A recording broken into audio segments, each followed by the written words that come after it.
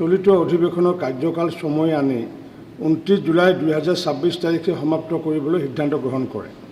আৰু লগতে আমি জনাবলৈ বিচাৰিছোঁ, যিহেতু কাৰ্য উপদেষ্টা সমিতিৰ সভাত আমি সিদ্ধান্ত লৈছোঁ যে বান পৰিস্থিতিৰ বুজ লোৱাৰ লগতে বানাক্ৰান্তসকলক সহায় সহযোগ কৰাৰ কাৰণে, সেইকাৰণে মই বিধানসভাৰ অধ্যক্ষ হিচাপে আৰু লগতে আমাৰ উপাধ্যক্ষ আমাৰ ডক্টৰ হাবেদ তেৰণ ডাঙৰীয়াই আমি এমাহৰ আমি যি আমাৰ দৰমহা, সেই দৰমহা মুখ্যমন্ত্ৰী সাহায্য পুঁজিত দান কৰিম।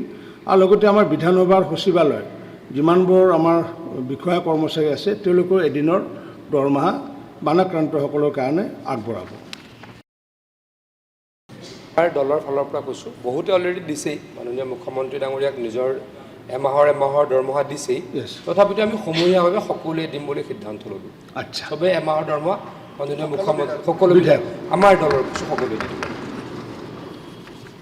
মই TMC দলৰ পৰা আমাৰ 1 মাহৰ দৰমহা দিম বুলি ঘোষণা কৰিম।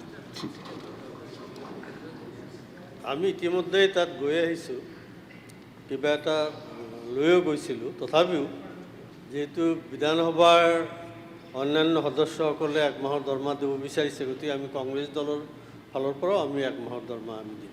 ধন্যবাদ। এনেকুৱা হ'ব লাগে, এনেকুৱা হ'লে ভালো লাগে, কাৰণ যোৱাকালি কাৰ্য উপদেষ্টা সমিতিত আমি এইটো আলোচনা কৰা যদি নাছিলোঁ, কিন্তু আমি কৈছিলোঁ যে সহায় সহযোগিতা কৰাৰ ক্ষেত্ৰত আমাৰ দলৰ পৰা মই আজমল চাহেবেতো অলৰেডি আমাৰ যিমান কেইজন বিধায়কে দিছে গোটেইখিনি মিলি যিখিনি হ'ব তাতকৈ ডাবল দিছে। ধন্যবাদ জনাইছোঁ তেখেতক, ভাল পাইছোঁ আমি। আৰু যিসকলে নেকি 1 মাহৰ দি আছে, মই অনুৰোধ ৰাখিম যে অলপ বঢ়াই দিব পাৰিলে আৰু ভাল হ'লেহেঁতেন।